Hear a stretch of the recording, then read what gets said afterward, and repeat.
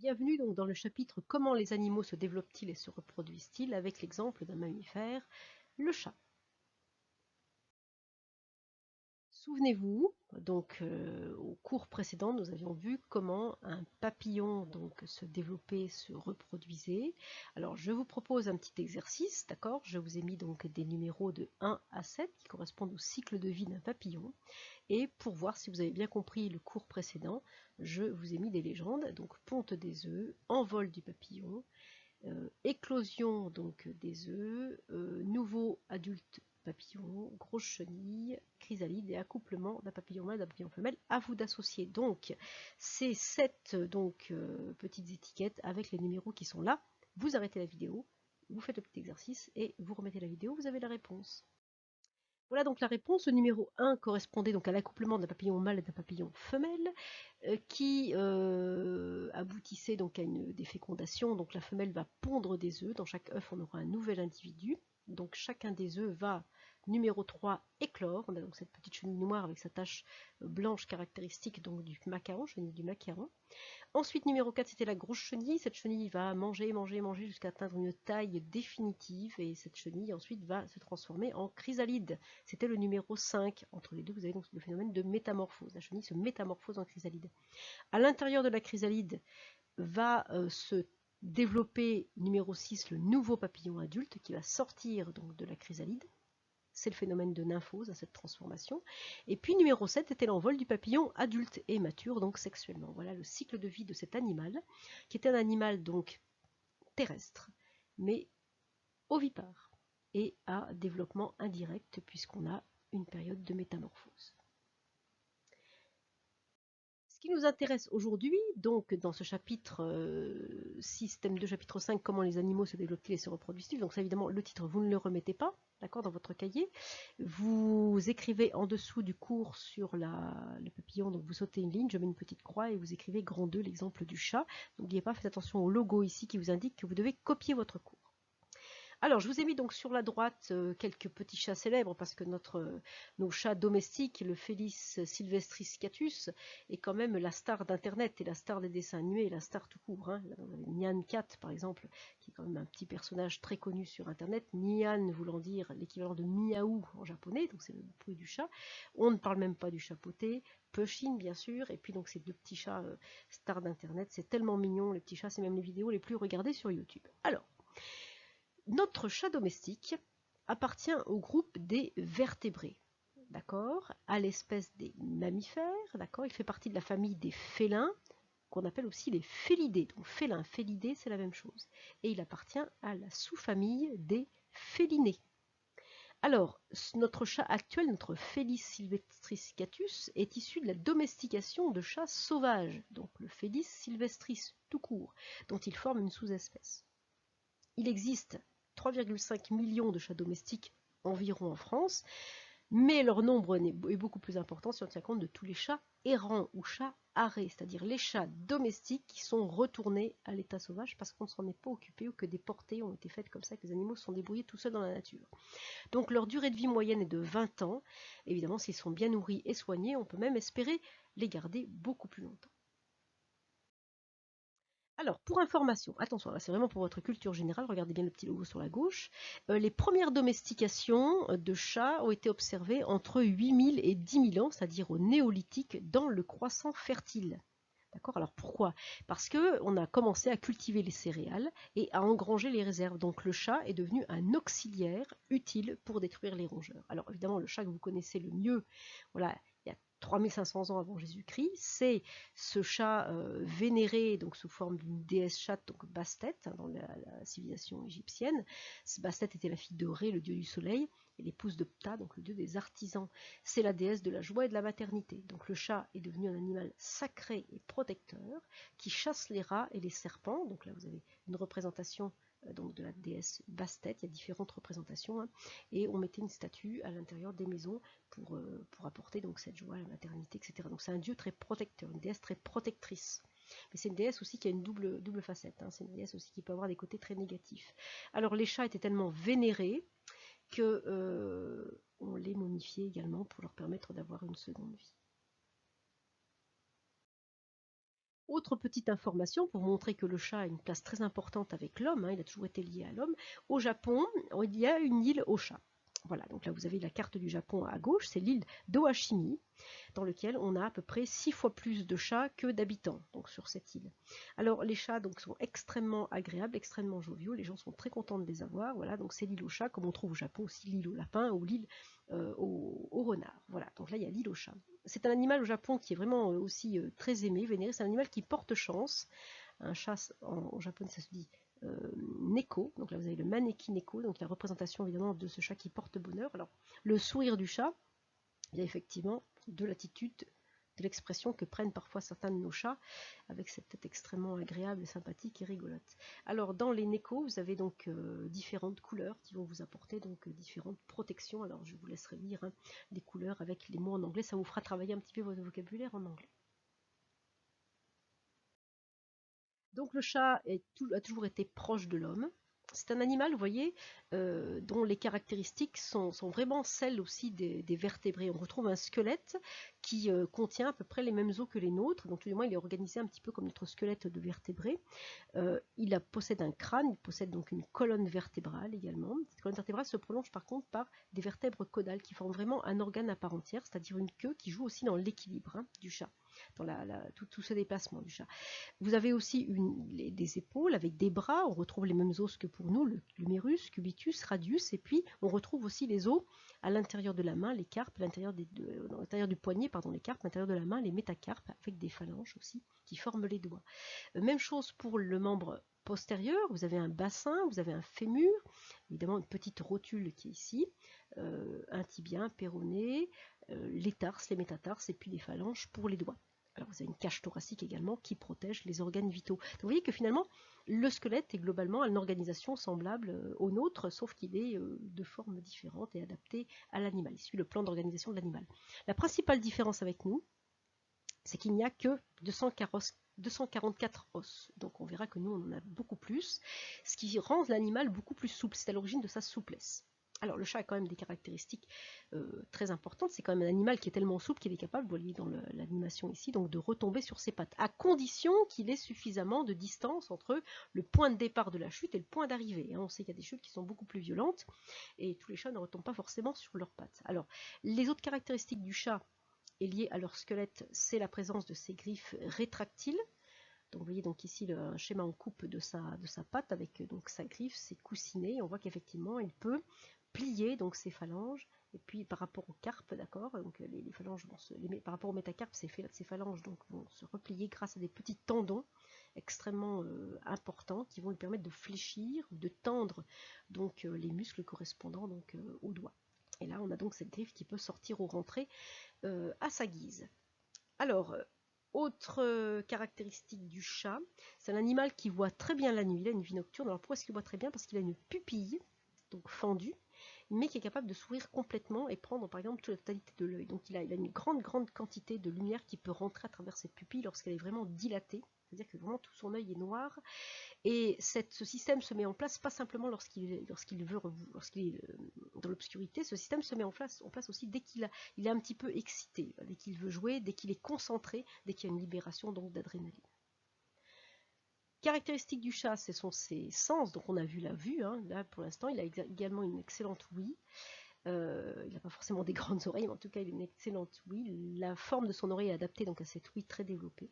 Il a aussi donc des vibrisses, ces moustaches, donc qui lui permettent d'avoir une information très importante sur son environnement sans forcément avoir besoin de toucher, donc c'est un petit peu à distance. Elles sont extrêmement sensibles ces vibrisses. Il en a au niveau des moustaches, plusieurs types, et il en a au niveau aussi de ses entre guillemets sourcils. Alors son odorat aussi est 40 fois plus développé que le nôtre, donc c'est un animal qui est vraiment normalement un chasseur, donc il a quand même des organes d'essence et un squelette adapté à sa chasse. Il a des griffes, il a des dents, et c'est un animal quand même qui a un corps adapté à sa fonction, c'est-à-dire à son milieu de vie sauvage, à son régime alimentaire. Alors, toujours pour information, le chat, on a dit, fait partie des félins, donc la famille des félidés, dont nous ne faisons pas partie, bien sûr, j'ai mis ce petit dessin pour vous montrer donc la différence de taille entre un être humain d'1,70 m à peu près, et puis donc les différents animaux, notre Felis sylvestris gatus étant ici. Donc il fait partie des félins. Dans les félins, on a deux grandes catégories et un isolé qui est le guépard qui n'a pas de catégorie ou qui en forme une propre comme vous voulez. Alors, on va déjà commencer par s'intéresser à l'autre sous-famille. La sous-famille auquel appartiennent les grands félins, les fauves, ce sont les panthérinés. Alors pourquoi? Parce que par rapport à nos chats, ils rugissent, d'accord? Alors, dans ces panthérinés, on trouve tous les tigres, alors tigres, voilà, peu importe lesquels, hein, tous les lions, tous les jaguars et toutes les panthères, d'accord? Dans nos félinés, la sous-famille des félinés, c'est-à-dire les petits félins, ceux qui ronronnent, on trouve le chat domestique, vous l'avez reconnu, hein, c'est Grumpy Cat, cette petite femelle très mignonne, d'accord, qui n'est pas forcément en colère, hein, mais qui a une déformation de la mâchoire. Nous avons aussi le Felis sylvestris, c'est le chat sauvage, dont les chats domestiques forment une sous-espèce parce que nous avons domestiqué ce type de chat il y a très longtemps, d'accord, ce type de chat dont on parlait tout à l'heure, hein, domestication là, dès le néolithique, pour former, et ces chats ensuite on les a sélectionnés, d'accord, pour avoir des chats domestiques. Dans les félinés, vous trouvez aussi d'autres espèces, vous trouvez le serval, vous trouvez donc l'oslo, le puma, le lynx et bien d'autres, hein. Je vous ferai une petite vidéo que sur ce groupe des félinés, vous verrez. Alors elle va mettre un petit peu de temps à arriver, mais elle sera là. Donc notre chat domestique fait partie de ce groupe-là en rouge, c'est-à-dire dans les félidés, c'est un féliné, un petit félin qui ronronne. Alors, toujours pour information, l'être humain, une fois qu'il a domestiqué les chats, a commencé à sélectionner des caractéristiques. Et donc, il a créé des éléments qui n'existent pas dans la nature, c'est-à-dire il a créé des races. D'accord? Donc, des races, c'est-à-dire des chats qui, d'aspect, sont très différents les uns des autres, mais qui, globalement, font partie de la même espèce et qui peuvent se croiser, avoir des petits, et des petits tout à fait capables d'avoir des petits eux-mêmes. Donc, vraiment, on peut même croiser un siamois avec un ragdoll ou un chartreux avec un sibérien, ça donnera un chat. Hein. En tous les cas, ce sont tous des chats. Donc c'est la même espèce. Alors là, je vous ai mis pour information, en fonction de, je vous ai mis donc 9 races de chats, donc le Maine Coon, donc de gauche à droite, le sacré de Birmanie. Ensuite, vous avez le Bengale, le Persan, le Ragdoll, le British Shorthair, le Chartreux, le Norvégien et le Sibérien. Et au niveau des couleurs, vous avez un petit graphique en bâtonnet qui vous montre depuis 2008 donc l'évolution de l'intérêt qu'on porte, voilà, pour ces chats. Vous voyez que le grand gagnant donc, de l'histoire, ce sont quand même les Maine Coon, c'est-à-dire ces chats absolument gigantesques. Là, vous avez donc le plus gros Maine Coon qu'on trouve sur Internet, hein, c'est Samson, et la taille par rapport, ce n'est pas une image trafiquée, je précise que c'est vraiment sa taille. Bon, la photo joue un peu à l'angle de photo aussi. Samson est un chat Maine Coon mâle absolument énorme. Alors, si vous voulez acheter un Maine Coon, déjà, il y a de très très bons éleveurs pas très loin de notre village et qui proposent des animaux de qualité, qui sont très bien élevés, qui sont très beaux et qui sont en très bonne santé. Renseignez-vous un tout petit peu, donc pas très loin de notre village. On a un excellent donc, élevage. Et il faut savoir que ça va aussi, c'est un budget, ce chat, donc chaque chat de race, c'est un budget aussi vétérinaire, c'est un budget aussi alimentaire, c'est aussi une éducation, parce que votre chat va être aussi gros qu'un chien. Donc il faudra lui apprendre à être peut-être un peu plus obéissant que si vous aviez un chat de petite taille. Voilà, je précise que pour être bien informé, c'est un chat qui est capable d'ouvrir les portes très facilement, y compris la porte du frigo. C'est un chat aussi qui se met à courir dans une maison et qui fait beaucoup plus de dégâts en sautant sur un meuble qu'un petit chat classique. Voilà, donc je vous en citerai plein pour ceux qui ont des Maine Coon. Vous savez que si vous avez un Maine Coon un petit peu joueur, il faut faire attention aussi au niveau de la taille des griffes. La patte est impressionnante. Ce sont des chats globalement qui sont tous extrêmement gentils, extrêmement doux, mais qui peuvent voilà, être un peu impressionnants au moment du jeu ou au moment voilà, de certains soins aussi, parce que ce sont des animaux qu'il va falloir aussi brosser et nettoyer. Donc les chats de race demandent, j'allais dire, un peu plus de soins, ne serait-ce que pour le pelage, etc. et demandent un budget plus conséquent. Ça n'enlève rien à la qualité du chat domestique classique, hein, qui sont tout à fait agréables et sympathiques. Je le sais, j'en ai 6. Alors, les races qui sont un petit peu en déclin, c'est plutôt voilà, le persan, qui est une race beaucoup moins appréciée pour l'instant. C'est vraiment une race qui stagne aussi, c'est le chartreux, le norvégien. Mais bon, les races qui sont en plein essor, c'est quand même le Maine Coon, le sacré de Birmanie, le Bengale, le Ragdoll, le Shorthair, et puis donc le Sibérien. Donc voilà, si vous souhaitez avoir des chats de race, mais sachez que ce sont tout simplement des chats. Voilà, qu'on peut les croiser, ça ne donnera pas d'hybride. Hein. Voilà, ça donnera un mélange voilà, de chats. Alors, on revient au cours, on copie s'il vous plaît ici. Alors, ce chat, quel est son régime alimentaire? Donc là, vous pouvez voir quand même l'arsenal de dents que possède votre chat lorsqu'il bâille. Là, je vous ai mis une photo de face une photo de profil, là vous vous rendez bien compte qu'il y a quand même des grosses canines et qu'en plus les molaires qui sont au fond et les prémolaires, enfin les molaires pardon, sont carnassières. Regardez bien, par contre il manque quand même certaines catégories de dents qui ne sont pas utiles. Donc ça veut dire que si je regarde sa mâchoire, le schéma d'un crâne de chat en vue latérale droite, je vois que c'est un animal qui a un crâne très court. Il n'y a pas de museau en avant, la truffe est vise en avant pour pouvoir bien sentir les odeurs, elle est très humidifiée pour que les molécules odorantes se mélangent bien et soient bien perçues. C'est un chat qui va avoir des incisives, qui va avoir des très très grandes canines, et des molaires, et dans les molaires il y a les carnassières, donc vraiment adaptées au fait de manger de la viande. Donc la mâchoire du chat possède 4 canines longues et pointues et des molaires très coupantes carnassières. Donc ceci c'est vraiment caractéristique d'un animal qui chasse et qui se nourrit de viande. Le chat n'est pas prévu pour manger des croquettes au départ. Donc le chat est un carnivore dont les habitudes alimentaires ont évolué au cours de la domestication. Alors rappelez-vous, on va refaire un petit peu d'histoire, on va revenir en arrière. On avait dit au tout début que le chat, donc Felis sylvestris catus, c'est-à-dire votre chat domestique, eh bien, est issu de la domestication d'un chat sauvage, donc de chats sauvages qu'on a rencontrés, qui étaient plus dociles que d'autres, qu'on a réussi donc à adopter. Voilà, on les a fait venir. Alors, ils étaient très souvent utilisés sur les bateaux parce qu'ils pouvaient comme ça manger un peu tous les rongeurs, et les rongeurs sont quand même extrêmement dangereux sur un bateau. Voilà, donc ce Felis sylvestris a été domestiqué, ça a donné donc notre Felis sylvestris catus, c'est-à-dire une sous-espèce. Mais ils peuvent très bien, attention sous-espèce, ils peuvent très bien donc se croiser aussi. Alors, du coup, notre chat sauvage, qui au départ est un carnivore, est devenu progressivement un mangeur de pâté, mais un mangeur de croquettes. Si vous donnez des croquettes, laissez de l'eau à côté, faites très attention, les croquettes aussi peuvent être très grasses, faites très attention, et très riches en sucre aussi. Donc c'est le sucre, les céréales qu'on va mettre à l'intérieur des croquettes qui vont peut-être gêner, et tous les produits chimiques qu'on trouve aussi dans les aliments industriels. Il y a de très bons aliments, mais aussi des aliments de très mauvaise qualité.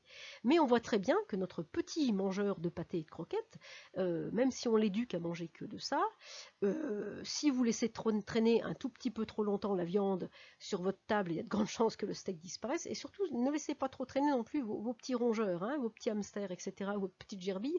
Ça pourrait réveiller l'instinct de chasse de notre Felis sylvestris, c'est-à-dire le chat sauvage qui sommeille en lui. Alors, ça n'empêche que même si vous le nourrissez bien, ça reste un chasseur. Votre chat domestique, d'ailleurs, même s'il est encore, si vous venez de le nourrir, hein, il est capable de vous rapporter un oiseau, il est capable de vous rapporter une petite souris. Alors il vous l'amène à la maison, ça veut dire qu'il vous considère comme de sa famille, même comme ses petits, il vient vous nourrir. C'est un cadeau. Donc si vous ramène un lézard à moitié vivant, un oiseau à moitié vivant ou une souris à moitié vivante, ne hurlez pas dans l'appartement, c'est parce qu'il vous aime. Alors, parfois, quand on s'en occupe mal, ces chats retournent à l'état sauvage. Donc, nos Felis sylvestris catus peuvent faire un retour à l'état sauvage et devenir ce qu'on appelle les chats arrêts, c'est-à-dire les chats errants, qui peuvent chasser. Alors, on les reconnaît à quoi? Généralement, on manque de soins quand même, hein, au niveau du pelage. Ils ont généralement des plaies, ce sont des chats qui se battent beaucoup. Alors, le fait de stériliser les chats va aussi jouer sur le marquage, aussi au moins faire pipi si vous voulez à la maison, et les urines du mâle vont sentir quand même beaucoup moins mauvais. Ils vont avoir aussi des comportements beaucoup moins territoriaux, beaucoup moins agressifs les uns avec les autres. Donc la stérilisation va éviter aussi ce qui se passe à l'état sauvage chez ces chats errants, c'est-à-dire une pullulation. Donc ces chats qui vont faire des tas de portées et qui finalement vont complètement envahir un espace. C'est ce qui se passe en Australie, où il y a énormément de chats domestiques qui sont retournés à l'état sauvage, donc de chats arrêts ou de chats errants, et qui deviennent vraiment problématiques parce qu'ils s'attaquent aux petits, par exemple aux lapins de Garenne, etc., donc aux animaux sauvages. Ils rentrent même en concurrence avec des carnivores normalement australiens. Donc vraiment endémiques, c'est-à-dire qui vivent à l'état sauvage. Alors, comment se reproduit le chat? Alors, les chats au départ, sont des animaux qui sont solitaires, hein, ils ne se regroupent pas en famille. Les chats mâles et les chats femelles se rejoignent surtout pour s'accoupler. Et le but, évidemment, c'est de se reproduire. Alors, vous avez tous déjà entendu ce magnifique miaulement de mâles ou de femelles, notamment en période de chaleur, hein, parce qu'ils s'appellent les uns les autres. Donc, la femelle a ses chaleurs, mais le mâle répond évidemment à mademoiselle ou cherche une partenaire. Donc, c'est des ramiamia dans tous les sens, ramiaou, ramiaou, ramiaou. Je le sais actuellement, puisqu'en plein confinement, nous avons deux petites femelles qui, là, viennent de passer le cap de l'adolescence, donc elles ont leur chaleur tous les 15 jours et décalées l'une avec l'autre, ce qui fait que toutes les semaines, ça fait du miaou, miaou, miaou. Voilà, donc c'est très sympathique, surtout la nuit. Alors, il faut surveiller ces moments de chaleur parce que les femelles peuvent avoir énormément de petits. Donc là, ça nous est déjà arrivé aussi, donc c'est pas une photo personnelle, mais ça aurait pu être le cas, d'avoir une femelle qui revienne et qui vous laisse un certain nombre de chatons. Alors là, c'est 8 d'un coup. Évidemment, personne généralement ne sait trop qui est le père, hein. Ça, c'est clair que c'est souvent le chat peut-être du voisin ou peut-être de l'autre, et on verra que parfois il y a des petites surprises. Donc les chats se reproduisent dès qu'ils atteignent leur maturité sexuelle, c'est-à-dire vers 6 mois. Les mâles peuvent se reproduire à tout moment de l'année, tandis que les femelles ne peuvent se reproduire qu'en période de chaleur. Donc le mâle va chercher le maximum de partenaires femelles en chaleur, et la femelle va essayer de trouver des partenaires mâles. Donc elle va signaler au mâle qu'elle est en chaleur par des cris, des miaulements, etc. Puis on verra aussi par une position du corps quand même très particulière. Donc le mâle va se caler sur le rythme de la femelle, et les chaleurs, regardez bien le rythme là, on a un repos sexuel, donc c'est un peu comme un repos sexuel qui est à peu près de 1 à 3 semaines, et puis des chaleurs qui durent de 7 à 12 jours, c'est sympathique quand c'est presque 15 jours, et puis ensuite on retourne à une phase de repos sexuel, 1 à 3 semaines, donc c'est vraiment un rythme qui est marqué aussi par les ovulations, c'est-à-dire que l'objectif c'est quand même de féconder un ovule, et l'ovule va être présent au début des chaleurs, c'est pour ça que la femelle appelle le mâle, c'est pour que les spermatozoïdes féconde, ou moins un spermatozoïde féconde donc l'ovule. Donc il y a un cycle. Forcément, dès qu'elle sera gestante, elle n'aura plus ses chaleurs. Alors, durant les chaleurs, la femelle va avoir donc ce comportement donc de miaulement assez particulier, qui sont assez agressifs, assez pénibles, difficiles à gérer. Elle va marquer beaucoup son territoire, ce qui est très sympathique, surtout sur les coussins du canapé, et elle va être extrêmement douce, elle va se frotter donc sur vos pantoufles, sur vous, par terre, elle va se rouler sur le dos, elle va faire un petit peu de séduction, et surtout elle va adopter une posture assez particulière.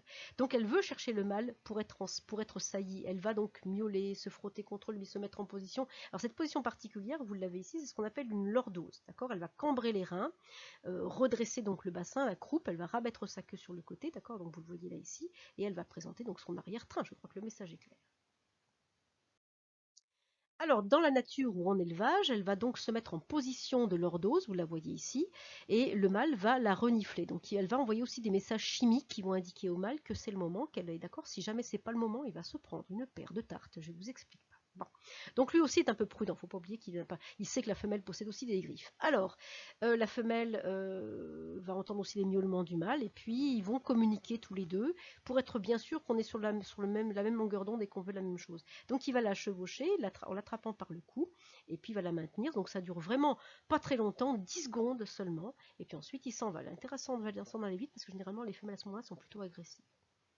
Alors, un accouplement, tel que vous l'avez dans l'image, a 50% de chances d'aboutir à une fécondation. Ben, c'est pas beaucoup, c'est que la moitié. Donc un mâle assure 50% des fécondations, parce qu'elle ne va pas libérer qu'un seul ovule, elle va en libérer plusieurs. Donc elle peut avoir plusieurs petits.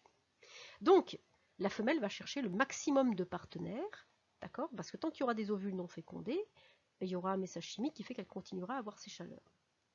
Donc elle va être fécondée par plusieurs mâles sur plusieurs jours.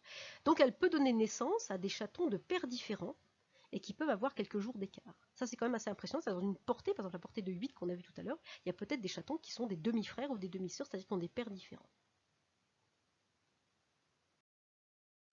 Alors, vous vous souvenez, on avait donc cette alternance de repos sexuel et de chaleur, et imaginons que là, effectivement, pendant ces chaleurs-là, eh bien, la femelle précédente donc, a été saillie, vous l'avez en dessous, et donc elle passe à la phase de gestation. On en est ici, gestation qui dure à peu près 2 mois.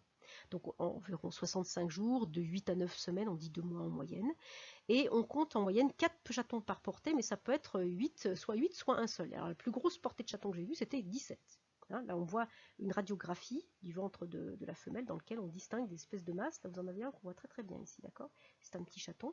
Donc il y en a plusieurs, je pense qu'il y en a à peu près 6 ou 7 dans son abdomen. Donc pendant ces 2 mois, les petits vont grandir à l'intérieur de l'utérus de la maman. Et donc ils vont se développer bien cachés à l'intérieur d'un organe spécialisé à l'intérieur du corps de la femelle, ce qui fait qu'on dit que la fécondation est interne, d'accord, et que le développement aussi du bébé se fait à l'intérieur du corps. Alors, vous allez voir donc ce développement, donc là c'est juste pour information, dans cette petite vidéo.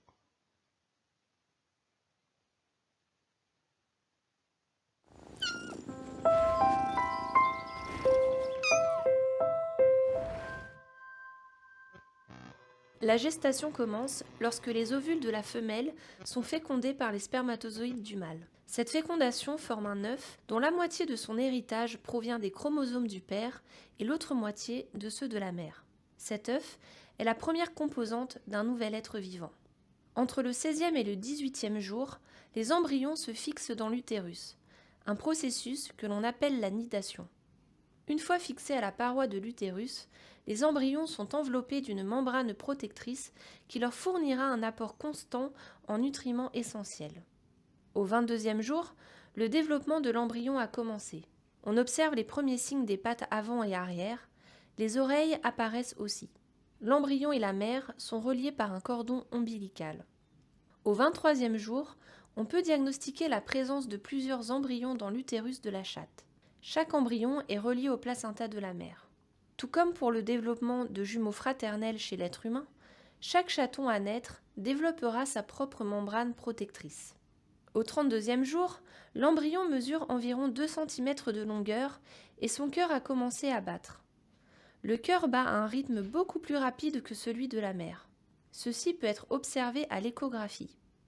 Les membres, quant à eux, sont bien formés. Les paupières apparaissent. Au 35e jour, tous les organes sont maintenant formés. On parle désormais de fœtus. Les narines et la bouche sont visibles. Les orteils commencent à se séparer. Au 45e jour, les premiers poils apparaissent. Le fœtus prend maintenant toute la forme d'un chaton et son développement s'accélère. Du 58e au 61e jour, le chaton est à terme. La mise bas approche. Lors de la mise bas, chez environ 60% des chatons, la tête et les pattes avant se présentent en premier de façon naturelle. Pour 40% d'entre eux, ce sont les pattes arrière qui se présentent en premier. À ne pas confondre avec la présentation par le siège chez l'humain. Dans ce cas-ci, il s'agit d'une position normale chez le chat.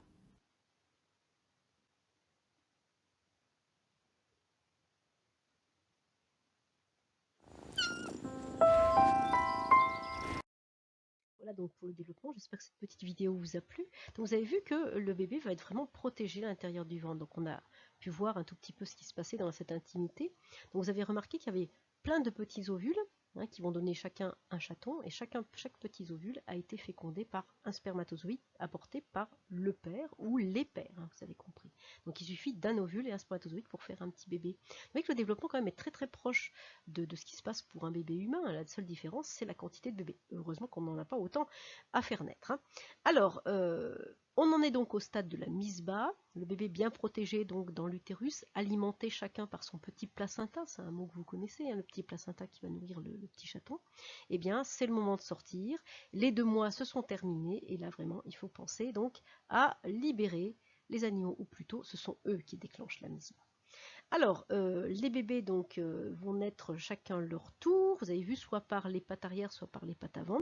Et la première chose, la mère va lécher ses petits. Donc elle va les mettre au monde toutes les 10 minutes à peu près. Donc ça se passe, si tout va bien, c'est à peu près toutes les 10 minutes. Et une fois vraiment qu'il est né, elle va le lécher déjà pour imprégner son odeur à elle, enregistrer l'odeur du bébé, et à ce stade-là, vous pouvez, même au stade où il y a les bébés qui tètent, vous pouvez lui apporter n'importe quel chaton. L'instinct maternel est extrêmement fort, elle va l'adopter, même si c'est pas de son espèce. Vous avez tous déjà vu ces petites vidéos sur YouTube où on voit une femelle qui adopte des petits hérissons, qui adopte des petits canards, qui a un comportement vraiment très maternel. Donc elle va le sécher et elle va lui donner son odeur. Alors elle lèche aussi l'arrière-train pour stimuler aussi l'excrétion, la libération de l'urine. Et puis voilà, c'est important la propreté donc chez le chaton.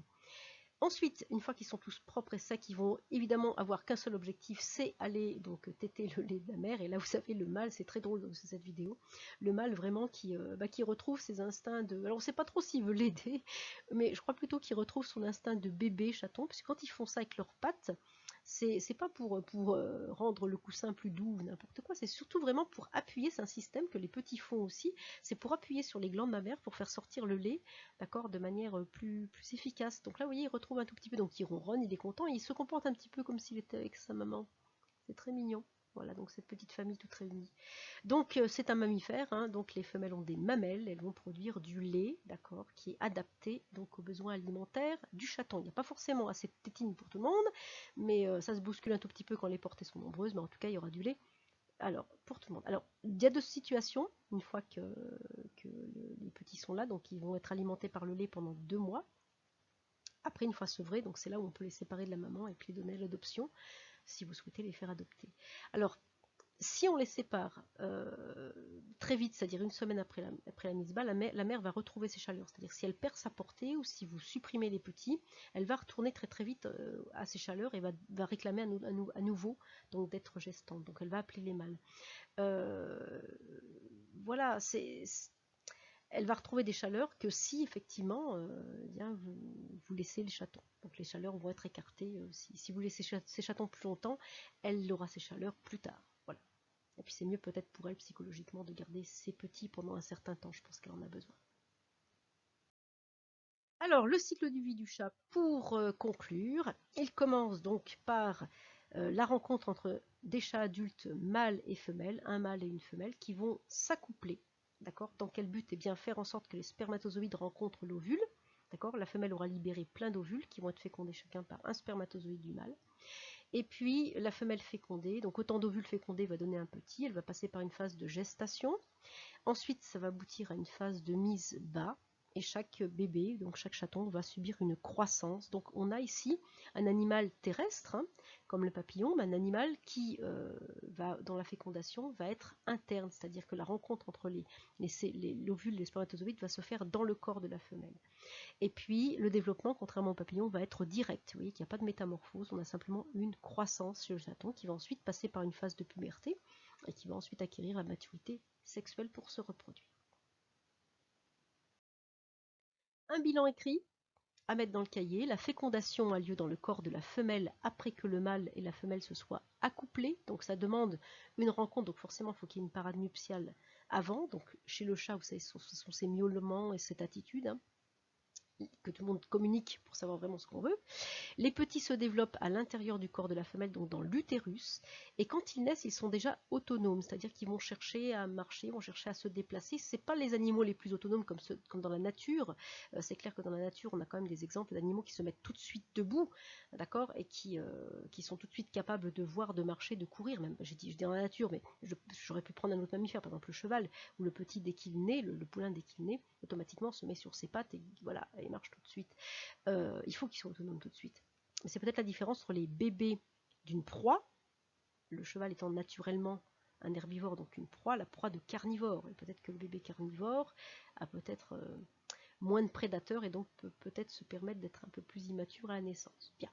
Le chat est un animal vivipare parce qu'il va mettre au monde des petits qui tout de suite vont être un peu autonomes. Ils vont ressembler à l'adulte. Il n'y a pas d'œuf. D'accord, il n'y a pas de coquille. Donc, les petits se nourrissent du lait fourni par leur mère avant de passer par un sevrage. Ils vont subir une croissance avant de devenir adultes et capables même de se reproduire. Leur développement est donc direct. Voilà, donc pour les chats.